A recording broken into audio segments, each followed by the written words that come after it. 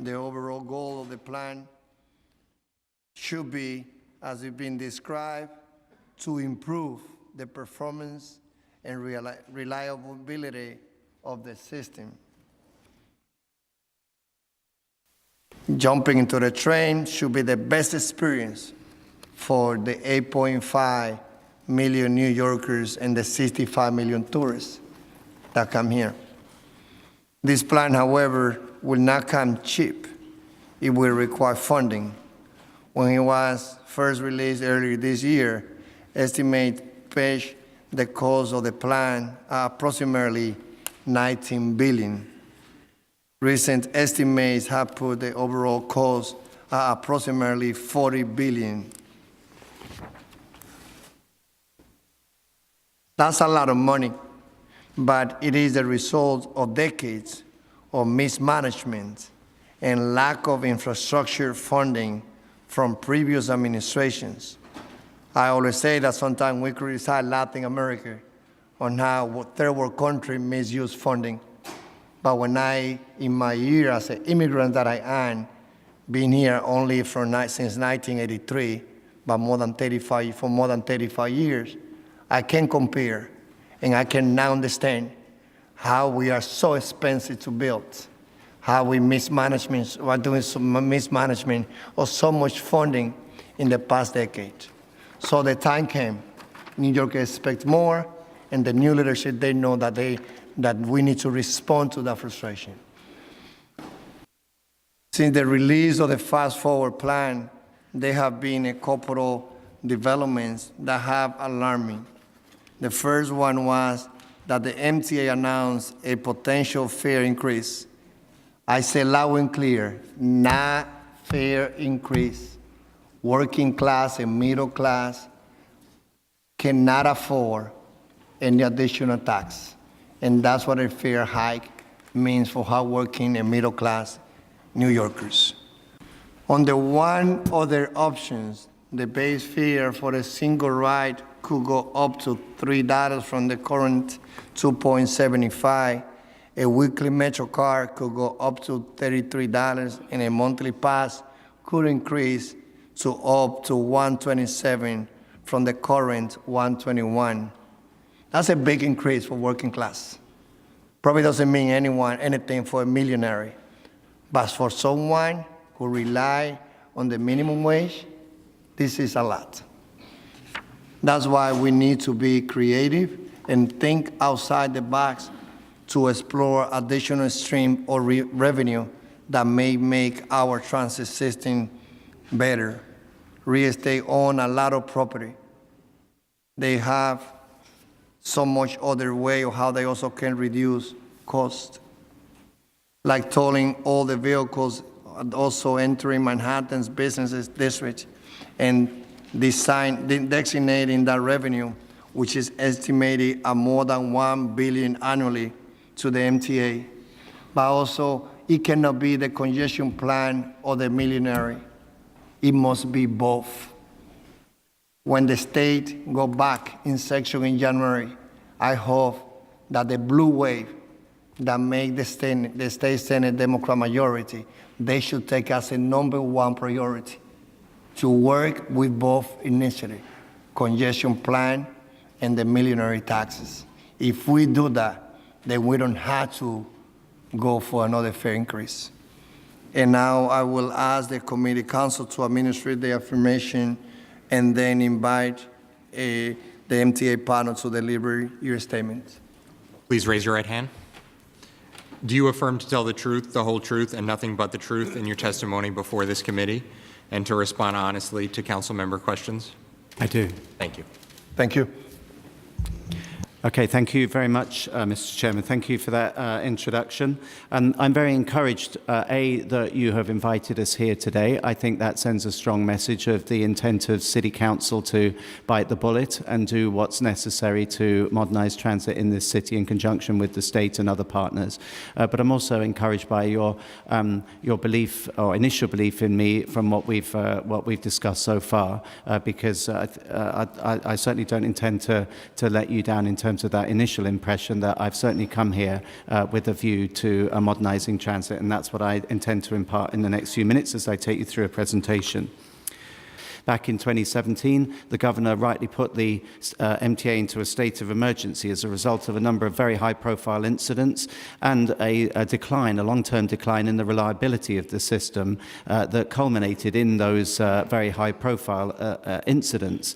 At that time, I was the CEO, the Chief Executive of the Toronto Transit Commission, and I actually served on the panel or appeared on the panel for that preceded the Genius Challenge. So I was present when the state of emergency was announced. I knew that I was in the running for this position, but it didn't faze me because I've in 30 years of transit, I've always been attracted to challenges. The challenge doesn't come any bigger than New York, and this is a city that I've loved since the first time I came here in 1994, on honeymoon actually. It's a wonderful place. It's somewhere I've always wanted to live, and this is the job to which I always aspired, the biggest, toughest job in world transit right now. But I certainly don't underestimate it. And I recall very clearly arriving into this position on January the 17th of this year. And I thought very carefully about what I would say. Having done my due diligence, what I said was the following, that the challenge really wasn't tinkering with the system. It wasn't that it needed to be tweaked, a few improvements here and there. What was needed was a top-to-bottom modernization of New York City Transit in every aspect of its operation, its customer service, its prevailing culture, its infrastructure, and its processes. And that we needed to focus on four things, and those I will outline in this presentation.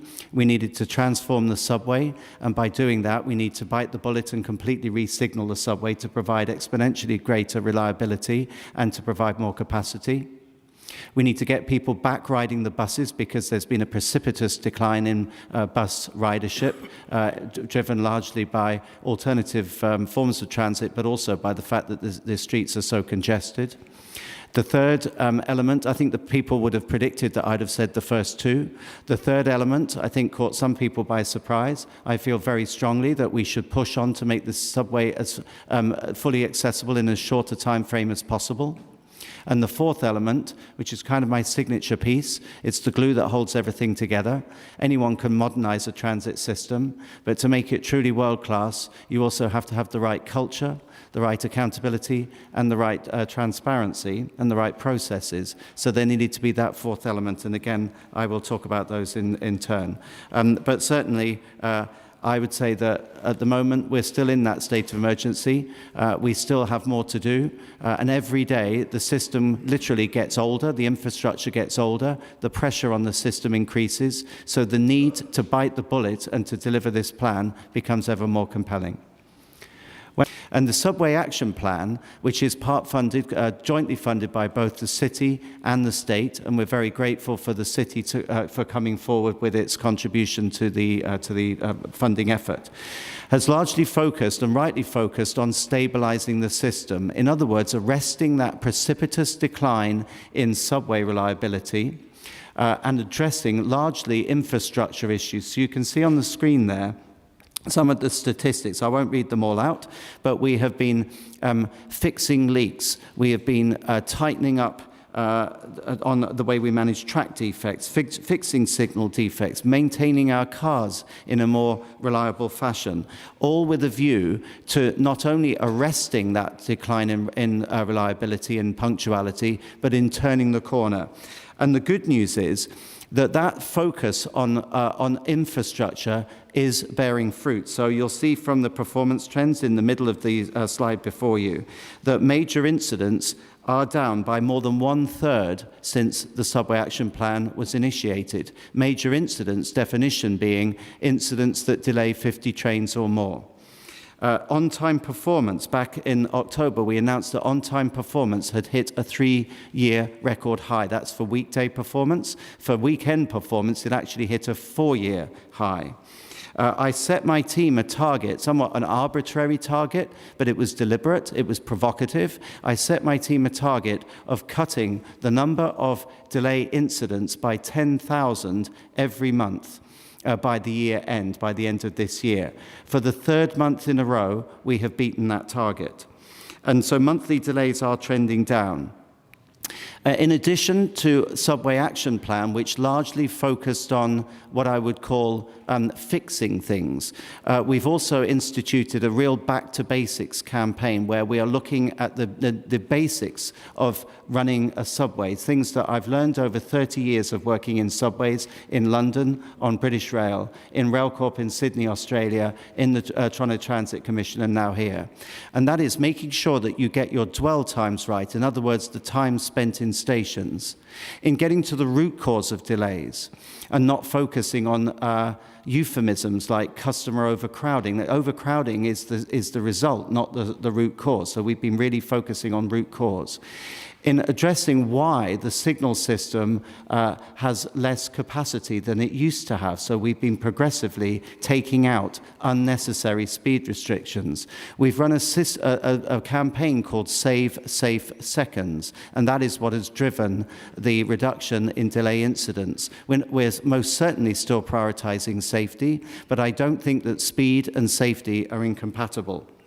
In addition to all of that, we've also focused on the customer experience. And I should have said in starting that to my left here, to your right, is my Chief Customer Officer, Sarah Meyer, and to my right is Tim Mulligan, who's our Senior Vice President for Operations Support. And Sarah's job is to advocate for our customers. Her job is to stick up for the customers and to drive forward elements of customer experience. So more on that to follow. What's really needed isn't maintaining the status quo. It's pushing on and completely modernizing this system in as short a time frame as possible. And for that, we needed a plan. And this is that plan, the fast forward plan. So my mantra has always been that to modernize the transit system, it's about people, it's about processes, and it's about culture. You need to do all three. But we will push on and redesign all 321 bus routes within 3 years. We'd introduce a new fare payment system, no more MetroCard, a modern, fit-for-purpose smart card system whereby you tap and go. And we would introduce more buses. 1,200 CBTV including the car. Yes. I wanted to interject now. Sure. It's not a plan to stop for you to finish, but looking at this number right now, and I know that the signal system is one of the top priorities that we both understand that has to be done. So how many cars should be upgraded the signal system? And this number, how can we compare that 1,200 to whatever total? Okay. If you let me just go a couple more slides, I'll answer that question, because at the moment we have 2 lines on CBTC. This is equipping cars to accommodate CBTC, communications-based train control, within 5 years. Just bear with me. So just setting the high-level scene a bit further, within the following 5 years, another 6 lines on modern signalling for a total of 11 over the 10 years. Another 130 stations made accessible, and that's 180 stations over the 10 years. Another 150 stations completely renovated. So that plus the 150 in the first 5 years is 300 stations completely modernized within the 10 years. And by modernize, I'm not talking about aesthetics, I'm not talking about cosmetics, I'm talking about fundamental rebuilds of stations to make them modern, to make them pleasant and safe and fit for purpose for the next 50 to 100 years. Another 3,000 new subway cars, another 2,100 brand new buses. So let's talk about signalling then, and I can now answer your question, Mr. Chairman, in the next few slides.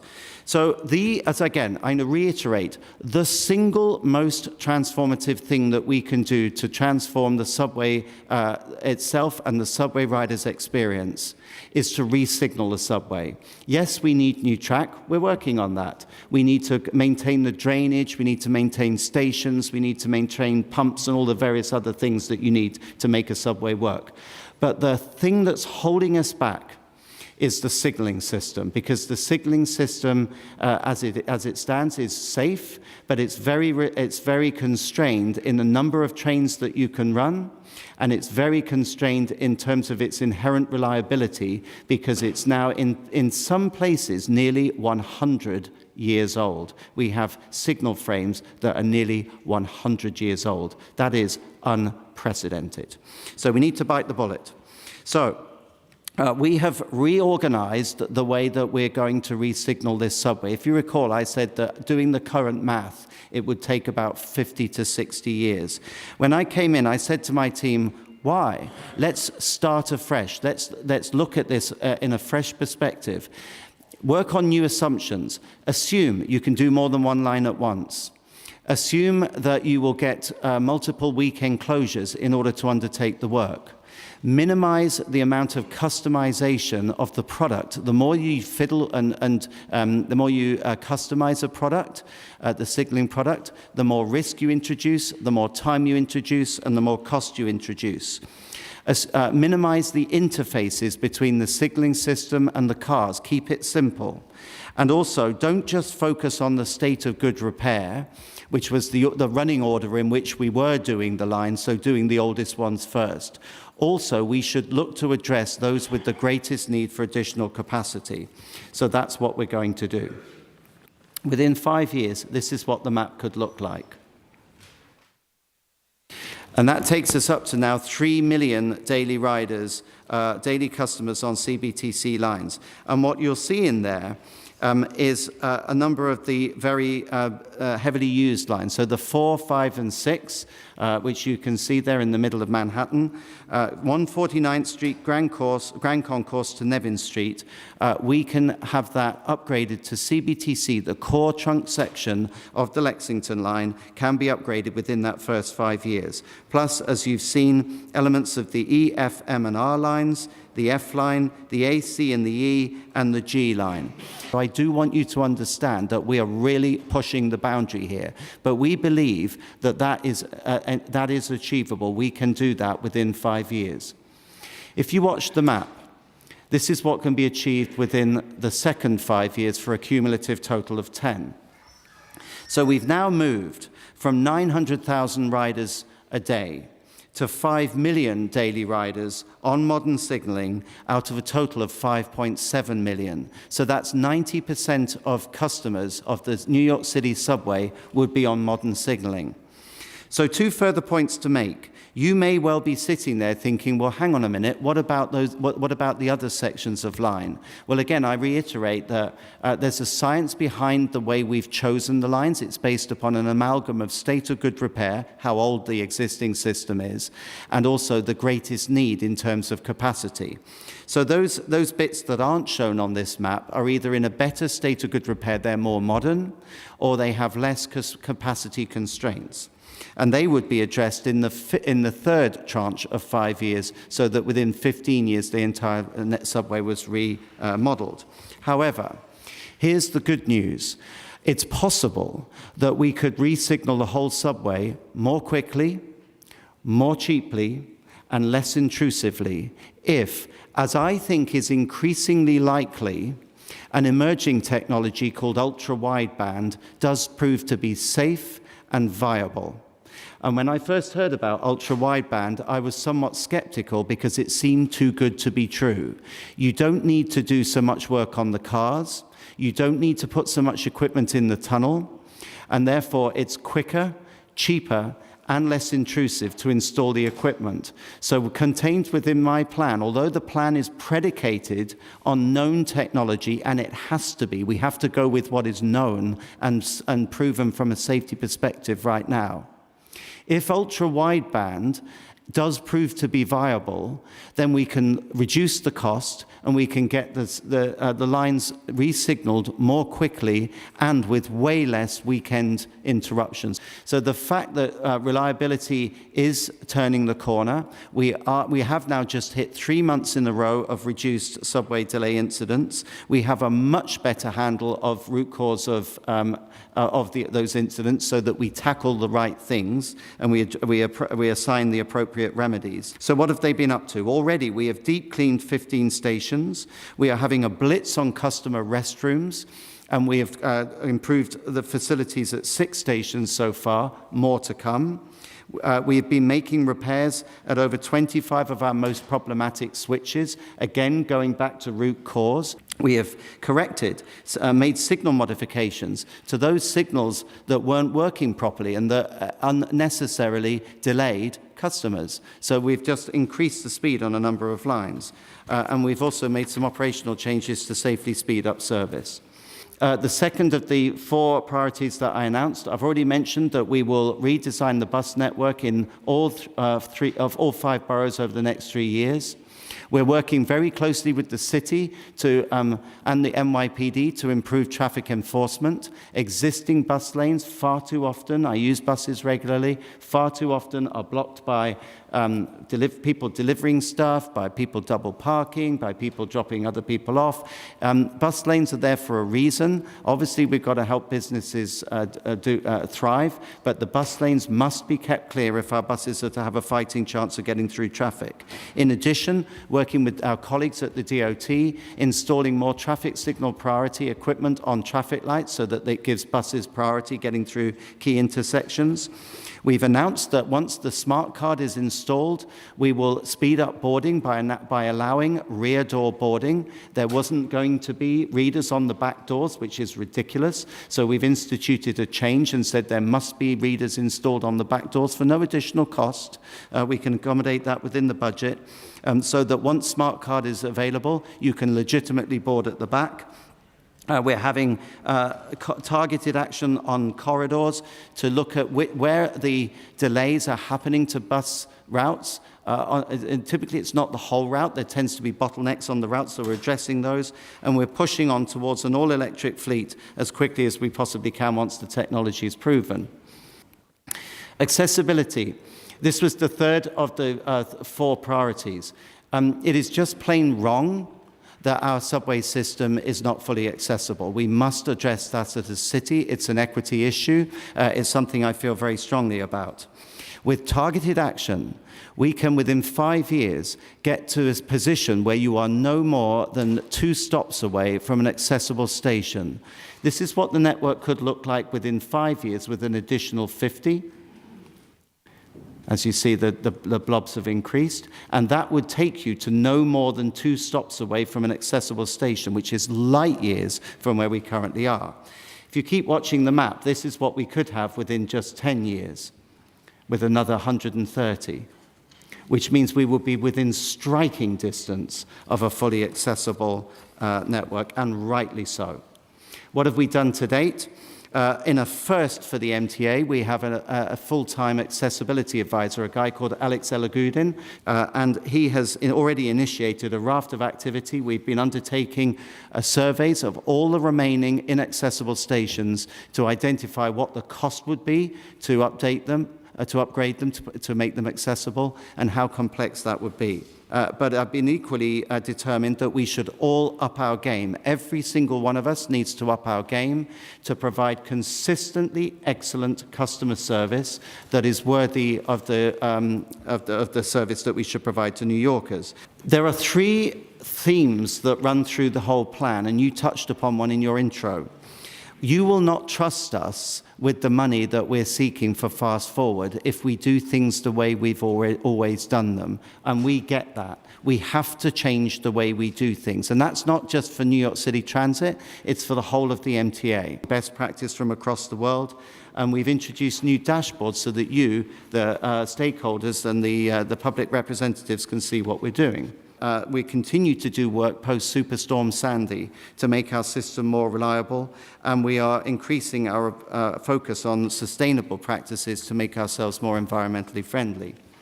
We have increased the amount of customer service training that we're doing. We've increased the number of people at the Rail Control Center who put out real-time information via social media.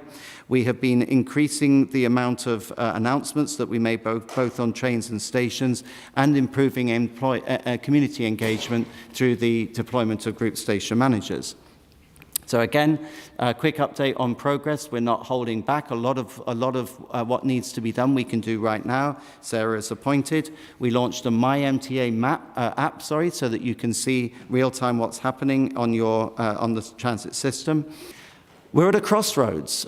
We could stop we could continue doing what we're doing in terms of the subway action plan. Things would definitely get better, but they would be held back within the limitations of the current capital plan and the limitations of the current signalling system. So yes, things would be better, they would be stabilized, but they would be nowhere near the world-class system that New York really needs. Or we can adopt the fast-forward plan.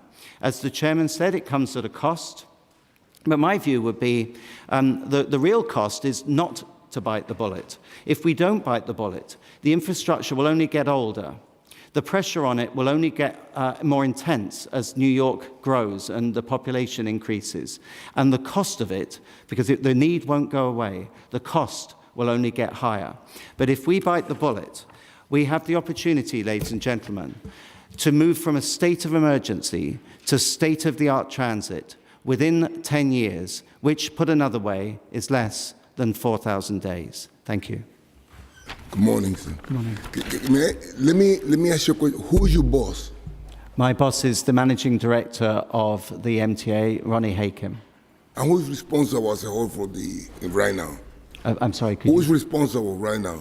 I mean, who's the big boss? Well, ultimately, the way I look at it, it's not meant to be a glib answer, but ultimately New Yorkers are my boss because I've come here to transform transit. But on a purely hierarchical basis, my boss is the managing director of the MTA. Ultimately, the chairman of the MTA and the board set the direction for me. On June 29, 2017, Governor Andrew Cuomo declared the subway system was in a state of emergency. Do you, as of now, do you think that statement still on, or have improved, have come down, or it has gotten worse? My view would be that we're doing what the subway action plan was set out to do. We have stabilized the system. The number of major incidents, as an average, is down. My question is simple: Is this getting worse, or no? It's getting better. But if you look at the data, the service is improving. 5 minutes. You can take all my time. I just yes or no? Yes. It gotten better. Yes. According to you, it gotten better. Yes. Lots more to do. But according to the report, both of those, the weight assessment and the on-time performance, they have gone worse. No. So, Councilmember, in October, we announced, I'm familiar with these statistics. In October, the average for the wait time was the best for 3 years for weekdays, the best for, and on-time performance, was the best for 3 years on weekdays, and the best for 4 years on weekends. The average wait time both on platforms and stations was decreased, and the number of major incidents was also decreased. Let me read you some statistics. It does fluctuate, I accept that. In 2016, the weight assessment was 78.1%. Mm-hmm. In 2017, it came down to 75.9. Now this year, it went down to 71.9%. So how do you call that improvement? The figure I'm quoting is I'm comparing pre-SAP to post-SAP figures, and the October data does show that the number of major incidents was decreased, the wait time was decreased, and the on-time punctuality was the best for 3 years. That's the October statistics, as publicly reported. So these statistics are wrong. I don't have the benefit of seeing what you're looking at. I can only go on the publicly declared statistics at the October board meeting. So we're not saying the job is done. What we are saying is that because of this relentless attention to detail via the Subway Action Plan and the complementary Back to Basics campaign that we've introduced, because I felt that was missing, progressively, although it does fluctuate, it is turning the corner and getting better. But you won't get the step change unless we bite the bullet and do what's really necessary, which is re-signal and renew the infrastructure. But how can we guarantee the taxpayer that we will be spending, we're going to be focusing only on repair and maintenance, and that we're going to be giving the best use to every single dollar. We're very clear that we need to change the way we do business. We have various work streams underway. We've got a working group that's looking at transparency and the way that we share what we do with you. We've got another group that's looking at cost containment to tackle this, this much documented issue around the fact that NYC jobs and major projects cost more than they do comparatively in major cities elsewhere in the world. We've got another work stream going to look at our procurement practices, to not only streamline them, to make them shorter so that we procure things more quickly, but also, and this speaks to your earlier point from your press conference, to attract other bidders back into the mold, so that where other companies have given up on dealing with the MTA, we want to attract them back, because now it's easy to do business with us, that we are more dynamic, that our processes and our procurement is that much more streamlined. And then the final stream would be with the various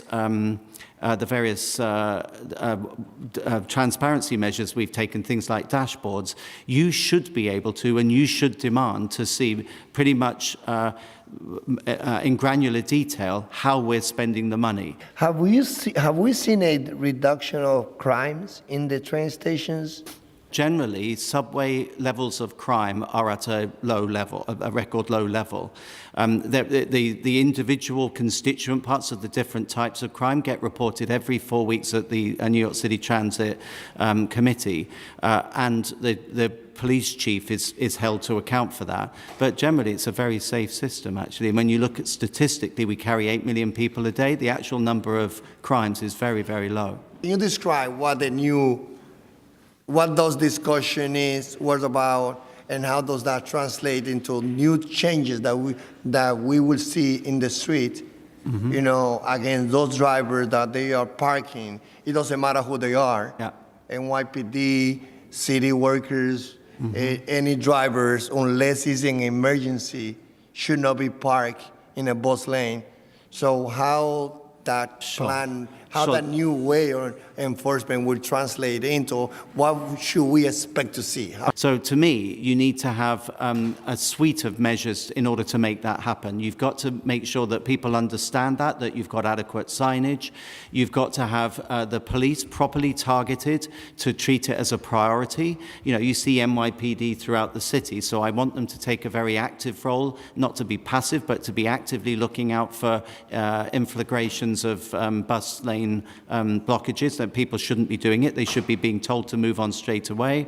I think there should be a very robust penalty mechanism for people, particularly if they're repeat offenders, people who keep parking in bus lanes.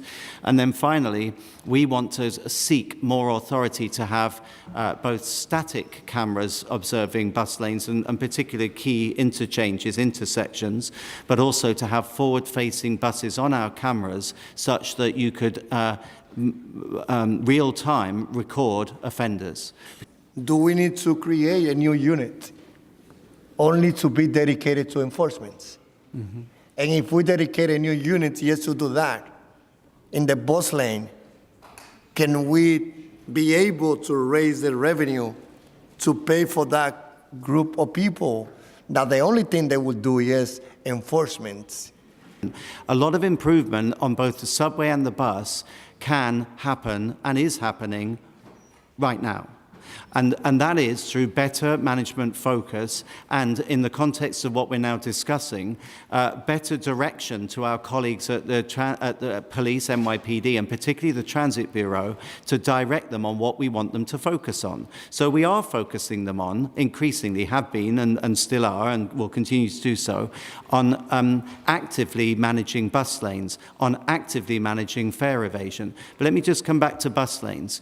One of the advantages of having worked elsewhere is you see what works elsewhere. And one thing I think we should consider in the UK, there are different ways of managing what I call arterial routes, key routes.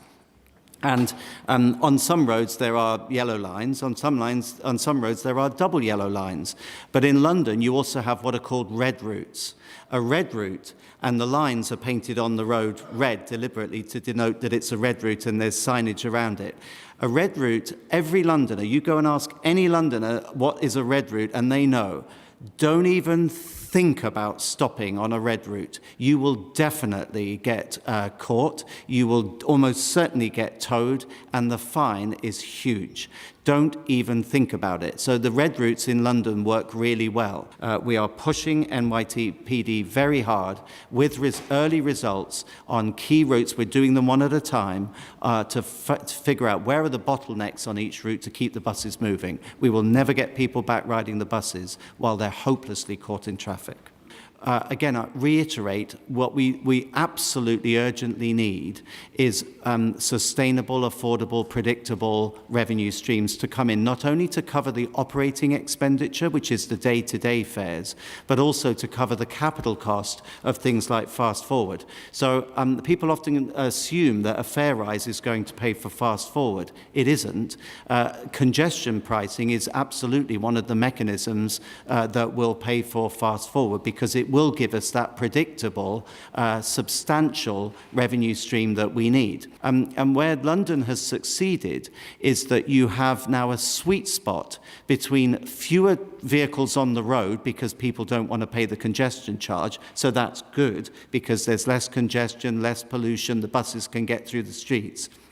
But equally, because a lot of people are paying the congestion charge, that fee goes straight to transit. It cannot be siphoned off for anything else. If you look at the executives that I have set up, they absolutely are diverse. I recognize the benefits of diversity. And I also believe that New York City Transit its makeup should reflect the city that it serves. So there's science behind why 1/4 of fast forward, in addition to the bus element, the subway element, the accessibility element, I could have stopped there. But the fourth element is about management of people. It's about leadership, inspiration, development of people, and there are explicit commitments to furthering the diversity cause within the Fast Forward plan. So I want to move into, in October of this year, we're about 56,139 delays. Mm-hmm. Does the MTA study the impact of delays on revenue? And if so, can you speak to the correlation between delays and revenue that's being lost, whether it's via to Lyft and others, ride hails? Okay.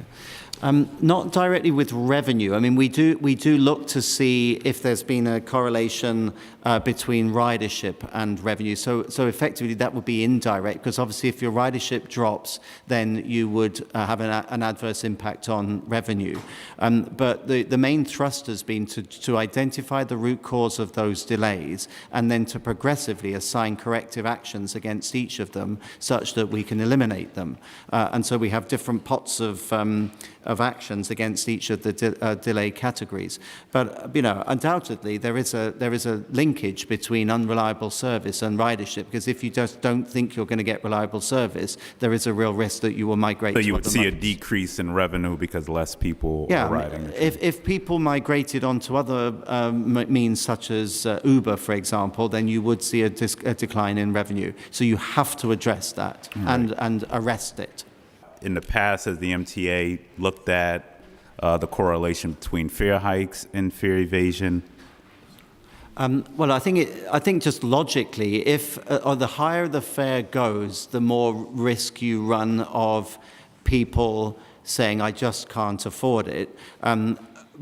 But for which reason? I think it's encouraging, very encouraging. We very much welcome the action taken by City Council to introduce the fair fares policy, so that people on lower incomes do benefit, rightly so, do benefit from a reduced fare. Evading the fare really shouldn't be the option, because you're putting yourself at risk of arrest if you do. So there should be a lower fare available to people on lower incomes, and we very much welcome the action you took to address that. So we agree that addressing the fare evasion issue largely needs to be methods such as fair fares and solutions such as that, correct? That plus adequate enforcement. I mean, you still have to have enforcement, because it's not accurate to say that all fare evasion is by people that can't afford it. Jailing low-income Black and brown, largely New Yorkers, for a low-level offense, which puts them back in the system, which eventually means that they won't be able to gain access to a job, which then means that to even get to a job appointment, you would need to have a job or access to money to actually get in the system. So I just want to point out that we should be very cautious in putting that message out, because the revolving system means that they'll never pay, and that will be permanent as we create an undercast system, which is already being created in New York City, will permanently mean that they will never be able to get on the train. And my last question is, do you believe that, so we pay for a service. When you pay for a service, that means you should get the service, correct? So if you go out and you buy a product, you would hope that that product works, correct? Absolutely, 100%. So if your train systems are not largely working, should New Yorkers have to pay for something that's broken and not necessarily working? Okay, so I just want to make one final point in response to your previous point. I do understand we must be desperately careful to get the balance right between making sure that, you know, we're not just saying to people who do pay, it doesn't matter if people don't, because that's not fair to the people that do pay, but equally be very, very careful, and we will be explicit in our instruction or direction to the NYPD to be very, very careful not to target certain communities. I cannot stress that enough. You have my commitment in there's no guarantee that would happen. So that would be a matter for the police. So we will, but we will be very careful to not give the wrong signal. So, you know, I say that in public forum. But that signal has already been sent. That is not our intention. That is not our intention. Okay. But in terms of should people not pay if they don't get the service that they expect, I think we just got to be careful there, because you will, if you're not careful, you will end up in a massive downward spiral, because people then not paying means there's less money to provide service, which means service degrades, which means even fewer people pay, which means service degrades even further. No one, I'm sure you yourself, sir, last question before the chairman kicks me off, though. So should people receive a fair hike? Last question. Fair hike when service is horrible? Should we? I've never seen a scenario where we mark up the price on, for example, a lemon. Would you mark up the price on a lemon? A lemon is considered a hoopty, a horrible car. Would you mark the price up on a lemon times 5 if the lemon could barely start? Would you charge people the amount for Mercedes-Benz, the same amount for a lemon? So the point I'm getting at is that the service has been horrible. It's not been, I mean, we've seen some modest improvements, but to say we should now do a fare hike on the back of New Yorkers when service, where we still saw 56,000 delays in October, I think is a poor move, and it doesn't show that we are getting at the crux of the issue, and that we're going to continue to charge and increase fares on the backs of New Yorkers, who largely, majority who are doing these fare evasions can't afford a fare hike, but to say we should now incorporate a fare hike rather than getting at the systematic issues, one within the MTA, but secondly, looking at the other scenarios such as congestion pricing, the millionaire's tax, whatever scenarios we want to play with. But to say we should do a fare hike at this point when the product isn't doing what it's supposed to do, I think is a poor judgment call. So that's my opinion. So 2 points on that. One, a fare hike, whether we have one or not, is not something that I can determine. That is a matter for the MTA board, and that decision will only be taken once the fare hearings have been concluded and once the various public feedback has been received. That is a matter for the board. That's not a judgment call by me. Secondly, though, you slightly preempted what I would have said, which is what we really need is sustainable, affordable, predictable, sufficient revenue streams. In its first week of operation since the final cutover happened. Some were not CBTC related. We had a fatality one afternoon. We had a switch failure on another occasion, which were nothing to do with the CBTC system, but others absolutely were to do with it. The primary problem that we've been experiencing, there's one particular signal that is giving us problem that Thales, the contractor, are working on. The second problem relates to what's called a loss of localization, which is where the computer, because this is basically a computer-driven system, the way the modern signaling works, the computer must know where trains are in proximity to each other and what their relative speed is, because that's how you maintain safe distance. You need to know where a train is in comparison to the one in front or the one behind, and what the speed is that they're doing. So a number of trains were losing what's called localization, particularly around 34th Street on the west side of Manhattan. We now have a workaround around that. That problem will be fixed with a further software drop on the 15th of December. But we've identified what the problem is with the contractor, and that problem is now contained. The cost for Staten Islanders to come into Brooklyn, I just feel that it would be fair to just charge them one time per 24 hours. Because I have spoken to people who carpool the children into Brooklyn, then they get back to Staten Island, and then they come in later on to pick up the child. Sometimes they do shopping, or sometimes within 24 hours they visit family. So it just disenfranchises people living in Staten Island from coming into Brooklyn. And if they have to do their shopping, they would rather go to Jersey than come into Brooklyn. If transportation is no good, people shouldn't be charged. Sometimes you're sitting on the bridge or getting to the bridge, and there's a broken down vehicle, disabled vehicle, and people sit in traffic literally for hours. And when it's the fault of something that happens on the bridge, maybe people shouldn't be charged for that. Because you're charging people for going over the bridge, and that's a toll. That's a toll for them to get there quicker, even like a tunnel. You want to get to the tunnel opposed to going over the Brooklyn Bridge, you expect to get there quicker, right? But if you're sitting in the tunnel for 3 hours in traffic, then it becomes an issue, and now you're being charged for sitting into traffic when sometimes the Brooklyn Bridge may be clear. We can't always rely on our friend Waze all the time. The point you make about the Verrazano Bridge, I'll pass that back as part of our collected feedback. Again, it's the board that will decide on fare increases and also toll increases, but we are gathering feedback. Is this a bigger job than you thought it would be?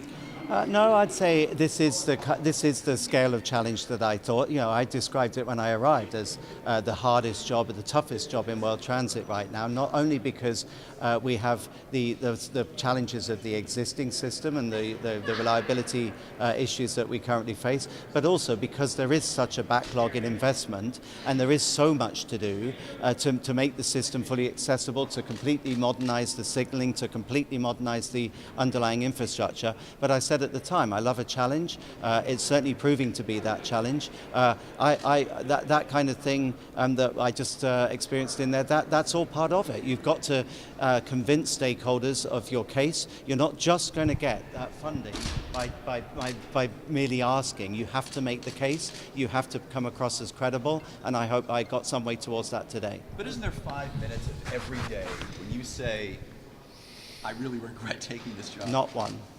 Not a minute? Not one. I'm loving every minute of it, and I genuinely do believe, and time will tell, I genuinely do believe that this is within our grasp. I think that New Yorkers want what Fast Forward will bring. I think that stakeholders increasingly understand that Fast Forward is the way to achieve the modern transit system that everyone wants. And I think it would be very hard now to put that genie back in the bottle in producing that plan within 100 days and to making it a compelling plan that shows that with resignaling we can have not only more reliability, exponentially more reliability, but we can have more capacity by producing a plan that shows that we can transform the bus network and get people back riding the buses, by producing a plan that shows that we can achieve that goal of full accessibility within a definable timescale, and by painting a picture of world-class customer service. I think it will take brave politicians to now try and put that genie back in the bottle. I think people want fast forward. The key now, between now and spring, is to convince stakeholders in both Albany, in City Hall, and for that matter in Washington, and for the feds, that this is a plan worth investing in. It's good for New York, it's good for New York State, and I'd argue it's good for the US.